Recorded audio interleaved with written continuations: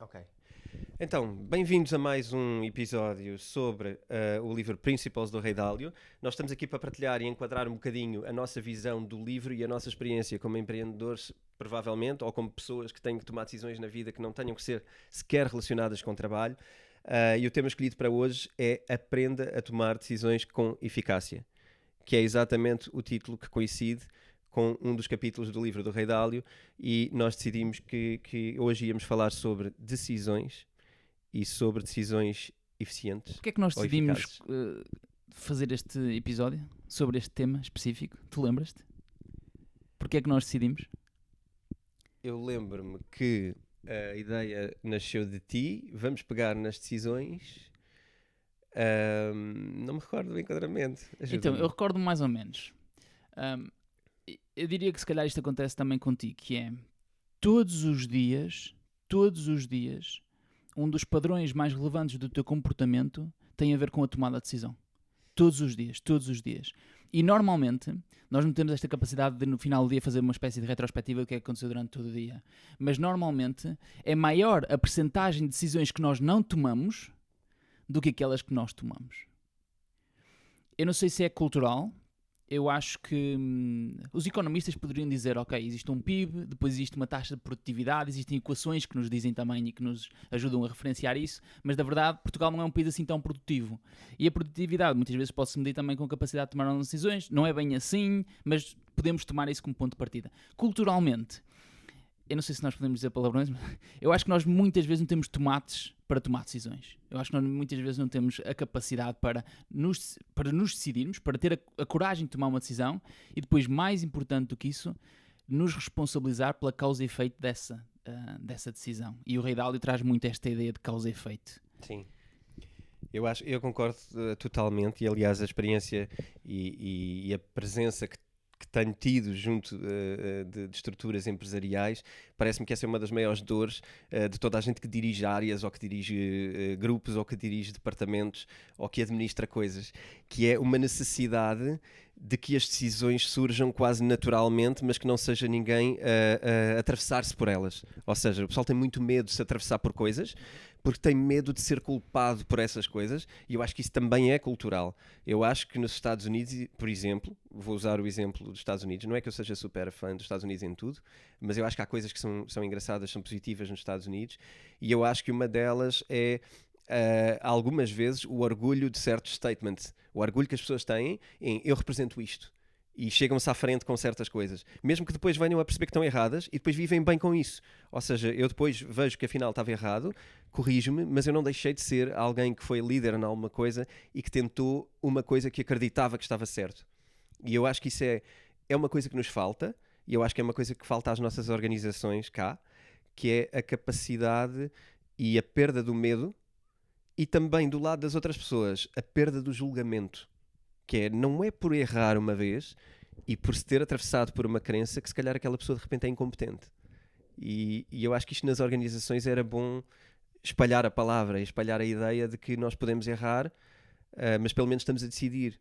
Porque tu falaste uma coisa muito interessante, que é a quantidade de decisões que não tomamos e de que forma é que isso emperra toda a estrutura e que nos faz ser mais lentos e mais ineficientes. Às vezes mais vale decidir um bocado mal, mas estar atento, não é? Do que estar atento às correções e não ser tudo à grande, estilo eu decidi e agora é isto para sempre. Ter a noção de que se pode afinar as coisas. Se calhar não é tanto assim, se calhar é mais assado. Tomar, mas ser ágil. Mas hoje vamos tomar uma decisão e vamos fazer. E agora pode estar melhor, pode estar pior. Vamos estar atentos e ser humildes para corrigir quando não estiver tão bem. Esse existe aqui depois um segundo passo, que é, ok, então como é que as organizações fazem isso? Como é que as pessoas fazem isso? Eu acho que o livro traz algum contexto. Nós, relativamente ao livro, nós vamos falar do princípio número 5, só para situar em termos do livro, da peça. E a verdade é que, normalmente, nós não temos uma estrutura, ou na escola não nos ensinam a tomar decisões. Ou, muito dificilmente, aparece numa aula ou outra de um curso de economia ou de gestão, ou de um MBA, de uma pós-graduação, ou de um case qualquer. E estas pequenas nuances no final do dia que fazem a grande diferença, que é 70, 80, 90% do tempo estás a aprender um conjunto determinado de coisas técnicas e depois... E estás a seguir instruções. E estás a seguir E instruções. toda a gente já te decidiu o caminho. E se o caminho está decidido, eu volto novamente, eu aqui deixa-me pegar no princípio 1, que é o princípio base de todo o livro, que é pensa por ti próprio para 1, decidir o que queres, 2, o que é verdade, 3, e o que deves fazer para realizar o 1, que é o que queres, à luz do 2, que é o que é verdade. E eu aqui pego neste que eu acho que tem que ser a base de tudo, que é antes de tomarmos decisões. Hoje nós estamos a falar aqui do podcast sobre decisões, do livro, mas a verdade é que tu antes tens que fazer um conjunto de outras coisas e tens de trabalhar num conjunto de outras coisas em ti. Então deixa-me pegar aqui num ponto que é: nós já temos dificuldade em tomar decisões e quando as tomamos, normalmente são baseadas em emoções ou gut feeling. Então temos aqui, já tínhamos um problema, que era não tomar decisões. E agora temos um segundo, que é quando as tomamos, elas não são fundamentadas. Ou não são com aprendizagem. E o livro tenta trazer isso. E tenta desmistificar um bocadinho isso. Porque eu gosto de dizer aqui que nós tomamos decisões e que culturalmente, que nós somos isto e que nós somos aquilo, comece comigo. Grande parte das decisões que eu tomo são baseadas em gut feeling. E mais, tenho orgulho de dizer que tomo aquelas decisões baseadas em gut feeling. E fico orgulhoso de... Não, é uma cena que vem de dentro. Eu já sabia. Já é uma cena, eu nem preciso pensar muito. Parece que eu sei. Mas não é verdade. E eu faço isto, né? Tomo decisões todos os dias baseadas em emoções inconsciente e em gut feeling. E uma das coisas que eu tenho percebido ao longo do tempo tem a ver, por exemplo, com o recrutamento. Eu decidi abraçar essa função porque achava que tinha gut feeling para perceber se a pessoa... para perceber se a pessoa fazia ou não match connosco. Mas a verdade é que eu consigo agora ter uma perspectiva e consigo também fazer uma retrospectiva. Porque, tu crias um projeto, estás nesse projeto há algum tempo e consegues começar a olhar para trás, distanciar-te e perceber o que é que tu fizeste ou não. E eu olho que a minha taxa de recrutamento / sucesso a recrutar é péssima. Então eu orgulho-me de dizer que faço recrutamento de gut feeling e orgulho-me disso, quando se eu tiver a capacidade de dar um passo atrás e depois pegar no princípio 1.1, que é ser hiperrealista comigo mesmo, vou perceber que só fiz merda. Porque eu, na verdade... quando fores ver os dados estatísticos do que fiz fizeste, muita asneira. Não corresponde com a tua crença de que és bom a escolher e de que acertas muito. Não acertei. Yeah. E acertei muito. Mal. Acertei erradamente. E fui, em termos de classificação, teria um paupérrimo mesmo. Muito mal. E então a questão é como é que tu podes mudar isso? Ou como é que tu podes trabalhar nisso? Eu acho que o livro é um bom ponto de partida para essa visão. Agora, baseado não só em, vamos falar de eficácia, não, temos que ter um conjunto de princípios que estejam para trás. Isto da hiperrealidade, isto da verdade e transparência, o próprio princípio geral de todo o livro, eu acho que nós precisamos de abraçar, porque senão depois não vai funcionar. Sim. A questão da verdade e da transparência tem que começar, em primeiro lugar, também de dentro para fora, que é quando tu és realista e transparente contigo. E quando tu assumes essa tua capacidade, primeiro tens que fazer... Eu gosto muito de uma expressão que uso há muito tempo, que é o zoom out. Eu não sei se isto é muito claro, a expressão do zoom out, mas é basicamente tu... Imagina que estás no Google Maps, não é? E fazes sempre menos, até te afastares e veres o planeta cá fora. E quando tu fazes isto em relação às situações, tu ganhas uma perspectiva de julgamento. Aliás, isto também aparece alguns no teu livro sobre tu julgaste como uma terceira pessoa que observa-te a ti e aos outros. Eu creio que tu falas disto no teu livro também. Mas a ideia do zoom out eu acho muito importante, que é quando nós conseguimos ganhar uma perspectiva não emocionalmente envolvida e que nos permite ser de facto realistas e assumir as diferenças. E também nos permite localizar onde é que está o quê. E eu acho este princípio a maior ameaça à tomada de decisões é a parte emocional, e eu aqui estou quase textualmente a mencionar uma parte do livro. Uma boa tomada de decisões em que as emoções são prejudiciais e que a tomada de decisão deve ser baseada em 2 passos, que é o aprender e depois decidir. Isto provavelmente até bate certo com o que tu estavas a falar da tua perspectiva do recrutamento, não é? Diria que tu, ok, então se calhar vou ter que aprender quais são os meus princípios para contratação e para recrutamento e só então depois decidir, ainda que use o gut feeling como algo que pode ser sensível. Ou seja, eu acredito pessoalmente que o gut feeling tem valor. O não se deve sobrepor às questões lógicas que tu já percebeste que são lógicas, não é? E que são decisoras. Tu agora já sairíamos do tema, mas é quase como se tivéssemos aqui uma visão macro de quais é que são os meus princípios, e o Redel faz isso muito bem, até porque o livro está separado em dois, princípios de vida e princípios de trabalho, e é quase como se tivesses um zoom out de, olha, estes são os princípios de vida, mas depois, ou de trabalho, mas depois parece que é entrares em camadas. Então quais são os meus princípios de recrutamento? E na verdade eu não os tenho. Eu não sequer dediquei tempo a eles. E às vezes não é só dedicar o tempo de criar, de os escrever. É também de materializar a aprendizagem. O que é que já aconteceu durante todo este tempo. Porque eu, na verdade, já faço algumas coisas. Que é, olha, vou por ali porque da outra vez não funcionou. Mas às vezes lembro-me, outras vezes não me lembro. Porque não são princípios. Então não é uma direção. E a grande vantagem dos princípios para mim é o sentido de direção. E o sentido de direção em tudo quando há um impasse. Eu tenho um impasse, onde é que está a minha direção? E eu às vezes perco-me porque eu estou emocionalmente desfocado. E então, para eu ter essa decisão, para eu ter essa coragem, ajuda-me a perceber, ok, mas o que é que eu realmente sou, o que é que realmente me dá direção? Ok, os meus princípios, deixa revisitá-los, que se calhar eu vou ter um insight, de gut feeling talvez, mas vou ter um insight baseado com quem? Com quê? Aprendizagem. Que é o ponto que ele fala de, ok, para tu tomares uma boa decisão, começa por aprender. O que está em causa. O que está em causa. Estudar o assunto. Mas este aprender tem aqui uma grande nuance. Que é... E se... Tu tens duas formas de aprender. A que eu gosto mais, que é perguntar, mas é no presente. Eu vou-te perguntar alguma coisa, mas há aqui uma outra coisa que é a aprendizagem do passado. E se tu não aprendeste bem? Daí a necessidade da sistematização e da materialização que tu falaste há pouco da aprendizagem. Porque ainda que não seja um princípio, e é giro porque isto agora cola um bocado no que tu disseste, ainda que não seja um princípio, há alguma sistematização que tu já fizeste em relação ao processo. Ok? E eu aqui fazia uma colagem com outra ideia, não sei se depois tenho que voltar atrás porque tu estás a seguir um raciocínio, mas esta colherada aqui eu acho que cabe bem, vai. A centralização e como é que a não sistematização da informação, portanto, como é que tu, cada vez que decides, acabas-te a deparar com um problema parecido e vais decidir outra vez de novo tudo, vais ter que raciocinar de novo tudo, processar outra vez tudo, porque para ti é novo. E é novo porquê? Porque da última vez que aquilo aconteceu, ou que aconteceu algo muito parecido, que a origem do problema era o mesmo, tu não sistematizaste e não documentaste e não assumiste como processo. E agora está aqui um processo. E vais esquecer. E vais acabar por esquecer. E no outro dia estás mais virado para o outro lado e se calhar a tua decisão vai ser ligeiramente diferente. E o que é que eu... Emocionalmente também. Emocionalmente vai afetar a tua decisão. Os players vão afetar a tua direção.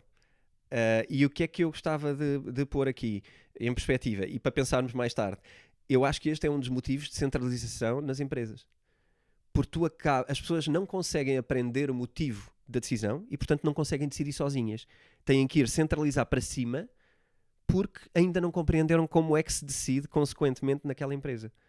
Então, isto centraliza. Porque às vezes decidiste de uma maneira, outras vezes decidiste de outras. Isto causa medo a quem tem que decidir. E depois, é mais fácil eu decidir porque foi baseado noutras pessoas e não em mim. Então, se aquilo já é assim, a nossa prática já é esta, então até parece que nem é responsabilidade minha. Eu fiz o que normalmente nós fazemos, portanto, eu estou desculpada. Se isto der merda, eu estou desculpada. E isso é giro. De manhã estava a pensar, qual é que poderia ser um bom exemplo para isto? Uma das coisas que eu tenho percebido no recrutamento, porque nós agora estamos a recrutar, é uma das coisas que as pessoas nos têm mais pedido agora é, no final faço sempre uma pergunta para perceber se as pessoas são curiosas ou não, quase todas as pessoas, 60 ou 70% das pessoas dizem-me, em termos de pergunta, olha, eu só gostava de saber se sim ou sopas. E as pessoas pedem uma decisão. Porque o que nós fazemos hoje em dia em Portugal, e falei com algumas pessoas que me disseram o mesmo, que é, a entrevista correu muito bem, nós vamos contactar, nós vamos trabalhar em conjunto, mas depois ninguém liga. Porque ninguém tem a capacidade de decidir e ninguém tem a coragem de decidir. Isso já é uma decisão. Se já é uma decisão de dizer, olha, aquela pessoa não ficou, porque às vezes tu já decides na entrevista que aquela pessoa não ficou, só que não tens coragem de lhe dizer, e isso já tem a ver com outros princípios. Mas quando tu tens coragem de dizer, vai ser enviesado. Porquê? E eu comecei a pensar nisto. Eu não sei se é um bom exemplo, mas eu vou dizer mesmo assim. Imagina que tu és uma mulher e tu recebes para entrevistar um homem. E quando o vês pela primeira vez, até te sentes atraído por essa pessoa. E vocês vão ter uma entrevista. O que é que acontece? Ainda vai ser mais difícil para aquelas pessoas, para aquela pessoa que tenha uma atração física para outra pessoa, ser hiperrealista. E ser, se calhar, mais transparente e verdadeira, porque ela não quer, logo no primeiro encontro, parecer ridícula, ou parecer estranha, ou parecer bruta, ou parecer brusca, porque aquilo vai enviesar o processo. E o que é que enviesou o processo aqui? Foi a emoção que deu lugar ao comportamento. E aqui a questão é, o que eu começo a fazer agora, porque eu acho que até faz mais sentido, é dizer logo na hora. Olha, é um go ou é um no-go? E é um go por esta razão e é um no-go por esta razão. E é impressionante que eu pensava que o meu medo era que as pessoas retaliassem, que ficassem chateadas, mas eu vejo uma maior parte, uma maior percentagem de agradecimento versus o resto. Porque o que eu acho que tu podes oferecer, a melhor coisa que tu podes oferecer às pessoas depois no final do dia é verdade. É, olha, está aqui por causa disto. Que seja fundamentada, que seja explicada. Eu não sinto que tenha a ser justificada, tem que ser explicada, porque é a tua opinião. E muitas vezes eu começo por dizer, olha, eu acho que não... olha, eu não senti... até em termos de gut feeling, não senti um match. E não senti que curiosidade. Não senti... Estamos à procura desta característica e da outra, e se calhar não faz muito sentido. E se calhar até para mim é mais eficaz porque eu aquela decisão já tomei. Porque se eu não tomar aquela decisão naquele momento, a verdade é que eu mais cedo ou mais tarde vou ter que enviar um e-mail. Claro, isso só te vai dar mais trabalho no futuro, não é? E se a pessoa ligar? Isso é não eficiência. Sim. Então tu deixas em aberto. E isso é um grande problema. Isso é mesmo um grande problema.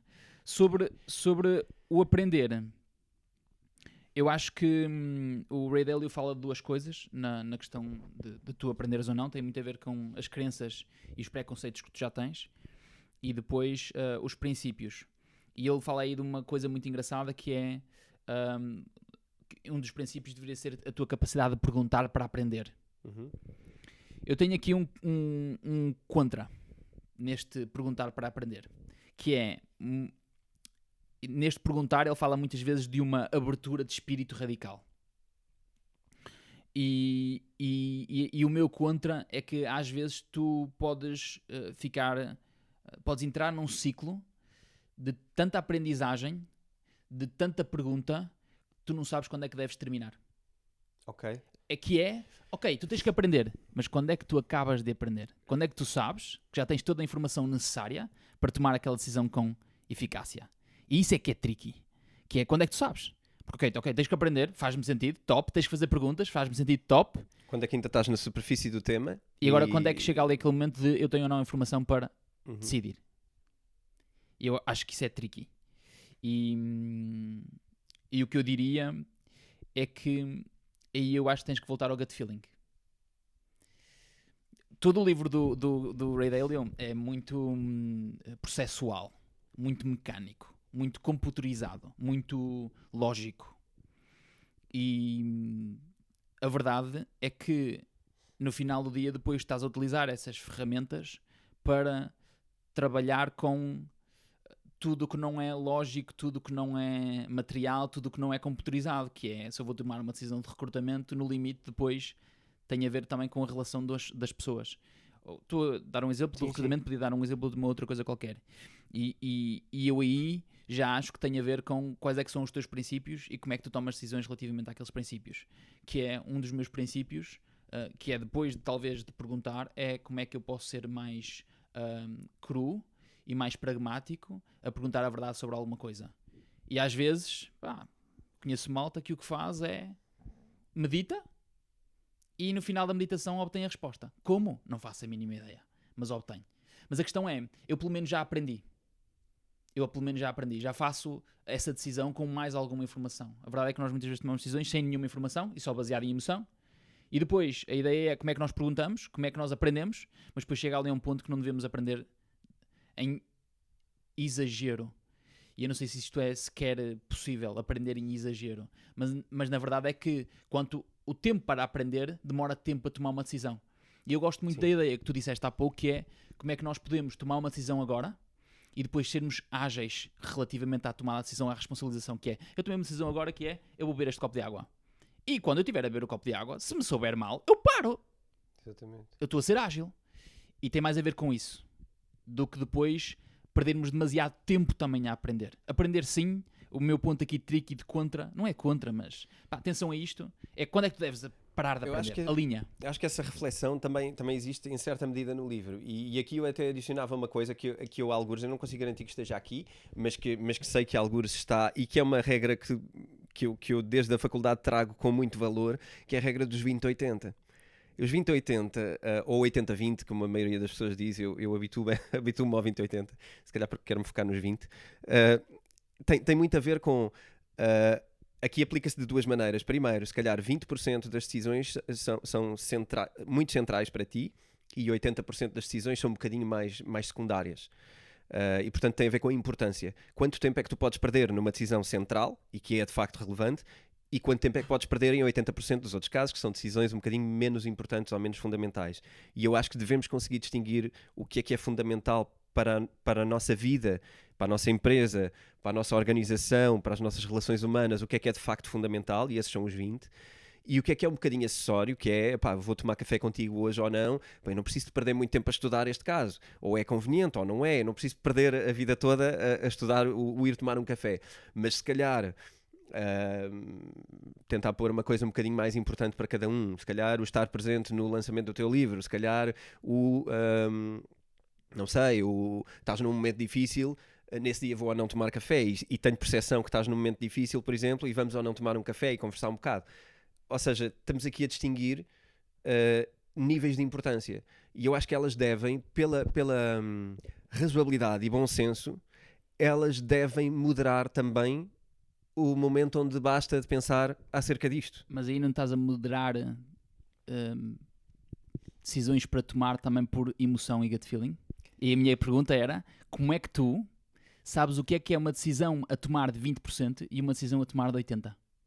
É o que é ou não consequente. Ou seja, mas tu não sei sabes. Que tudo isto tem zonas cinzentas. Vamos imaginar, eu convidei-te cinzentas para tomar um café e tu achas que não é uma decisão difícil, mas eu estou na merda. Mas tu não sabes, porque tu ainda não aprendeste. Sim. Como é que tu sabes se aquela decisão é ou não muito importante? Porque se eu te dissesse que estava na merda, tu eventualmente tomarias aquilo como uma decisão importante, se me considerasses que eu era importante na tua vida, vá, não é? Mas como é que tu sabes exatamente esses 20 Eu diria que aí temos que aplicar os princípios de transparência radical e tu dizeres-me logo, António, eu estou na merda, agora faz o que puderes com isto, mas eu estou na merda e quero tomar um café. Eu diria que isto também depois é both ways, ou seja, isto funciona muito melhor quando essa relação por base também já existe. E aqui nós estamos a pôr isto super pessoalmente, não é? Entre amigos. E eu acho que também se aplica e acho que também funciona muito bem, mas se passarmos isto para a empresa é um bocadinho mais fácil de perceber, que é um colega está com uma dificuldade e convida ao outro, como quem diz, chama ao outro e pede uma ajuda. Epá, preciso de ajuda para resolver aqui, eu não estou a dar com isto. Ele está a ser transparente. Eu vou trazer um exemplo que eu acho que é importante isso. Tem a ver com a priorização e depois tu tens um tempo muito limitado e deves fazer aquilo que tu realmente achas que é importante. Eu, quando faço o meu planning de coisas a fazer, eu baseio-me sempre em duas coisas. Nos princípios e em intenções. E isto tem que ser um match. Que é, vai para os 20%, algo que faz parte dos meus princípios. E se calhar o meu princípio de vida é ter relações de qualidade com as pessoas com quem eu gosto de estar e com quem eu me sinto crescer. Vamos imaginar que isto é um princípio. Intenção. Tenho constantemente relações sociais de qualidade que me ajudam a crescer e que me ajudam a aprender mais sobre mim. Estou a inventar. Uhum. E acho que depois tem a ver com um mix dos dois. E eu consigo perceber quando não é dos 80%, quando elas não cabem aqui. Ou não fazem parte das intenções, ou não fazem parte dos princípios. Porque às vezes tu tens decisões só para te desviar do teu caminho. Eu vou num shopping, aparece-me um tipo qualquer a vender um cartão de crédito, eu vou ter que tomar uma decisão. E normalmente a minha decisão é não. Mas eu, na verdade, não precisava tomar aquela decisão. E aquela decisão está onde? Nos 80%. Mas está nos 80% porquê? Intenções e princípios. Eu, em termos de princípios, não me identifico com aquela instituição bancária. Vamos dar um exemplo. Eu, como intenção, não preciso de um cartão de crédito. Exatamente. Ponto. E é assim que tu, à luz de coisas que já sistematizaste em ti, consegues julgar Verdade. situações que te aparecem imprevistas. Verdade. Esse caso é giro, de quando estamos num sítio, e depois tem a ver com outra coisa, que é, pode haver o dia em que tu decides parar, porque deixa-me ver o que é isto. Eu não quero negar à partida, hoje quero saber o que é isto. Já me andam a chatear há tanto tempo com isto, quero ver o que é que me estão a propor. Mas aí já tens uma Aí intenção. tu tens de ter outra coisa, que é, tu acabaste de dizer, isto é 80% na minha vida, portanto isto não é muito relevante, mas eu hoje tenho disponibilidade para aprender esta coisa. Mas aí tens uma intenção, que é Aí aprender. tens a intenção. Porque tens aí a curiosidade. Sim. Aí tens uma intenção. Portanto, é um dos dois. E ajuda-me a como é que nós podemos meter nesta matriz das duas coisas. Porque depois o que acontece muitas vezes é que eu às vezes olho para o meu planning e tenho coisas que nem pertencem a um nem pertencem ao outro. Então essas têm que cair. E aí é que é difícil, que é como é que tomamos uma decisão de dizer não àquilo. E isso é que é tricky. De dizer não àquilo que é relevante. Àquilo que é irrelevante. Porque é irrelevante. E nós dizemos muitas vezes sim a coisas que são irrelevantes. Na tua vida, eu digo toda a hora estou a dizer sim a coisas que são irrelevantes. A toda a hora. A toda a hora. E agora, como é que tu tens a capacidade de dizer não? Porque não é fácil dizer não. E eu gostava de ter uma espécie de um case study dos resultados de quando ligam um operador de telecomunicações a vender um novo produto, um triple play qualquer de serviço de telecomunicações a alguém no telefone. Qual é a percentagem de pessoas que diz logo que não? E qual é a percentagem de pessoas que inventam uma desculpa? E que quer dizer não. Eu não posso falar agora. Eu não sei se quer, depois ligo mais tarde. A pessoa quer dizer não, ela não tem a capacidade e coragem naquele momento de dizer não. Eu construí uma regra para mim que essas chamadas duram 30 segundos. A não ser que eu esteja de facto interessado. Por acaso, recentemente, fiquei interessado, porque tive que renovar a minha assinatura de alguma dessas coisas, e de facto a chamada foi mais longa, mas foi mais longa porque eu subscrevi o serviço e foi negociado e foi falado. Porque tu tinhas uma intenção. Mas tinha essa intenção, porque de todas as outras vezes deve durar para mim 30 segundos no máximo, que é deixar ouvir a pessoa, não é? Deixá-la expor o seu caso e depois explicar o meu caso, porque é que eu não estou interessado. E isso tem que terminar com a consequência de a pessoa, primeiro, não ter o meu número anotado porque vai-me ligar outra vez amanhã. Ou seja, eu vou passar o mês todo a ouvir e não quero ser injusto para essas pessoas porque é o trabalho delas, mas a aturar essas pessoas o mês todo porque eu não fui capaz de dizer um não consequente da primeira vez. Não é? Eu acho que tem a ver com isto, que é, eu hoje vou perder um bocadinho de tempo e vai durar 30 segundos a explicar porque é que não. Mas esta pessoa garantidamente não me vai ligar mais porque vai perceber que não faz sentido e que vai perder o tempo dela e ela também não quer perder tempo. Então estamos aqui os dois mais em linha, que é, olha, não percas o teu tempo a ligar para mim porque eu não vou ser um cliente por isto e por isto. Ponto. Agora, nem tudo é assim tão fácil, nem na vida, nem no trabalho. Verdade. Mas quando temos esta perspectiva, eu acho que simplificamos muita coisa. Verdade. Eu gostava de trazer aqui uma coisa que tu falaste há pouco, que tinha a ver com o zoom out do Google Maps. E que é um dos subprincípios do princípio de como é que nós podemos aprender a tomar decisões com eficácia. Que tem a ver com a aprendizagem e como é que nós sintetizamos essa aprendizagem. Porque eu acho que aqui a grande dificuldade de nós depois sabermos quando é que nós devemos parar ou não de aprender é como é que nós temos a capacidade também de a sintetizar e de saber exatamente o que é que nós devemos fazer relativamente àquela aprendizagem. E há uma coisa muito gira. Quando eu falo em zoom out, não falo com uma questão do Google Maps, falo quando nós conseguimos olhar para aquelas fotografias de florestas e conseguimos ver imensas árvores e vemos milhares e milhares e milhares de árvores, vemos uma floresta gigante, vemos uma selva. E depois, quando nós temos a capacidade de fazer zoom in a uma árvore, conseguimos ver a árvore. E a verdade, e a coisa mais gira, é que um dos princípios, ou um dos subprincípios relativamente a isto da aprendizagem, tem a ver com tudo parece maior de perto. E o que acontece comigo, e o que tem acontecido muito ultimamente comigo, é por isso que eu gostava de dar este exemplo, tem a ver com a aprendizagem, é eu de repente estou numa reunião e ganda merda, rebentou tudo, está uma merda, e eu começo a ficar super ansioso com aquela situação. Começo a ficar super pressionado e super pesado. E o que eu faço é, ultimamente, enviar um e-mail para mim mesmo, com uma diferença de 1 ou 2 semanas, de esta situação onde eu estou, neste momento, com esta pressão, com esta ansiedade, isto vale a pena?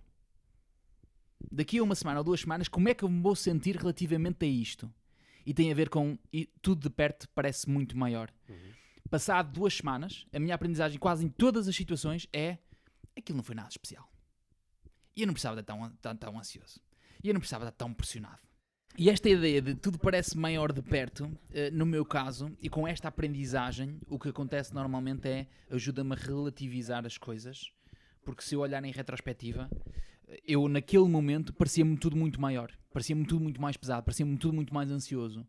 E eu lembro-me de uma história de uma pessoa muito engraçada, que é o Pedro Norton de Matos, que foi o CEO da ONU durante alguns tempos, tem uma história de vida muito gira. E por acaso também estávamos num podcast e ele contou uma história belíssima que eu acho que nunca mais me esqueci, que tem a ver com isto, que era, ele tirou férias e de repente a meio das férias uma merda qualquer rebentou e não havia telemóveis e não havia nada, havia telegramas e fax e aquelas coisas antigas. Uma merda na empresa rebentou e ele estava mesmo à nora, ficou mesmo à nora, as férias estragadas, e de repente disseram, não, tem calma que tu vais receber um fax aí no teu hotel com as informações porque tens de tomar uma decisão.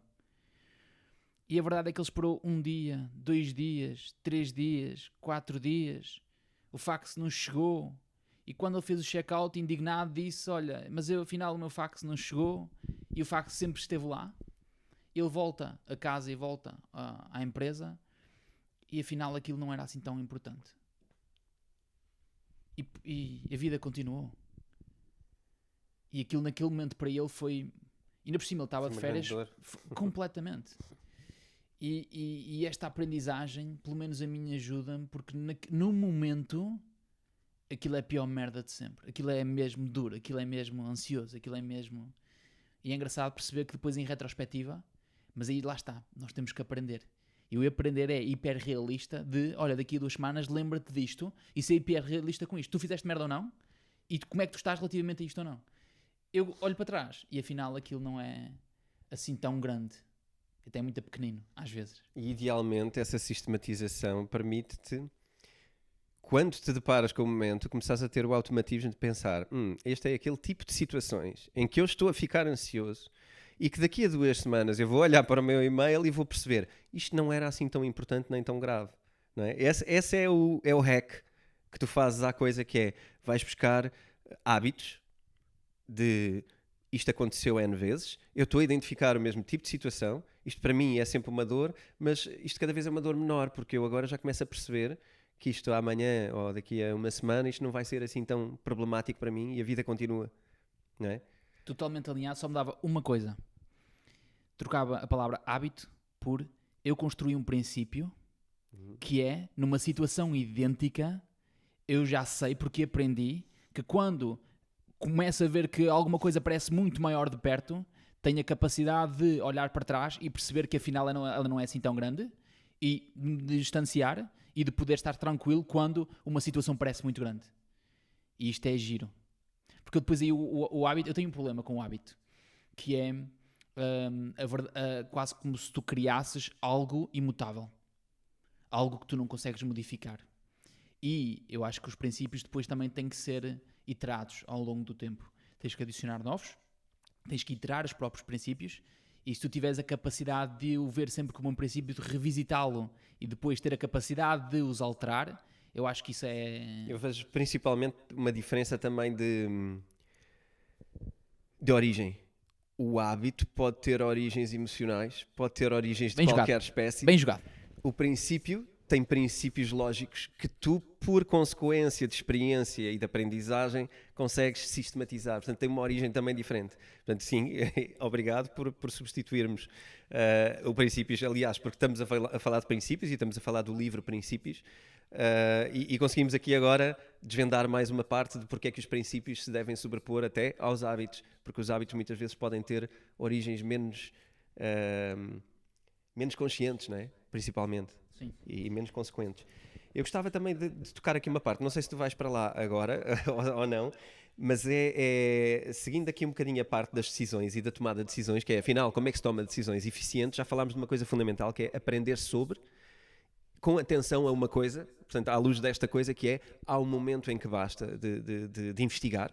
Não quer dizer que nós não vamos ficar mais ricos a investigar mais, mas quer dizer que as decisões precisam também do seu timing. E devemos perceber também quando é que elas são ou não oportunas, não é? Pode haver decisões que tu podes ter muito tempo para as tomar, mas pode haver decisões que são um bocado urgentes e, portanto, tu tens que ser muito assertivo a procurar os porquês e não podes perder a vida toda só nos porquês. Nós já ecámos aqui uma parte disso a dizer que, primeiro, devemos ser abertos e conversar e triangular com pessoas. O Rei Dalio usa a expressão triangular, eu acho isto genial, porque, de facto, quando tu reconheces valor em pessoas, eu acho que essas devem ser as pessoas credíveis a quem tu vais perguntar sobre ou conversar sobre. E eu queria pôr uma coisa muito clara que é, e pelo menos eu tenho este princípio para mim, que é perguntar não significa desqualificar-me a mim. E eu acho que isto é importante para as pessoas. Não tem a ver com egos. Tem a ver com eu quero uma perspectiva de alguém que eu considero em relação a Pode ser totalmente diferente da tua. a este assunto. E que pode ser diferente da minha, e se calhar até é bom que seja, para que eu consiga validar ou não e cruzar comigo, eu posso depois não concordar com ela e achar é diferente e eu não concordo. Porque. Mas pelo menos eu tenho que gerar o meu porque. E não ficar ali preso num ego que é diferente da minha e eu é que sei. Eu sei mais sobre isto. Eu acho que é importante às vezes perguntar coisas a pessoas que não sabem nada sobre aquilo. Porque dá uma perspectiva totalmente nova. E dá uma força. Dá perspectiva e dá força. Dá força também À tomada de decisão. Sim. Que é, vamos por aqui então. Exato, é mesmo isto. Ok, tem aqui outra perspectiva, mas ao menos já sei outra perspectiva, mas ainda assim eu prefiro ir por aqui. Sim. E responsabilizo-me por. E muitas vezes consegues fazer a ideia do ok, mas a tua opinião é essa porque tu não tens conhecimento desta parte interna que se calhar eu não te consegui explicar ou não, mas à luz disto, do que tu dizes e disto que eu sei, claramente agora sei que é por aqui, não é? Sim. E portanto aqui o triangular é uma parte importante e que ajuda a cortar caminho, não é? Para a gente conseguir tomar decisões. Outra parte que eu acho que era interessante, e isto tem tudo a ver com o aprender bem, como chama o Rei Dalio no livro, tem a ver com o sermos às vezes imprecisos. Ou seja, saberes para onde vais, saberes para onde estás a tender e a que ritmo estás a tender para essa coisa. E às vezes isto não tem que ser tão exato, pode ser impreciso, e eu acho que nós cá dentro sabemos, nós já tivemos algumas conversas um bocado sobre isto, que é quando tu sabes que não estás a ir para lá e continuas a fazer o mesmo jogo around.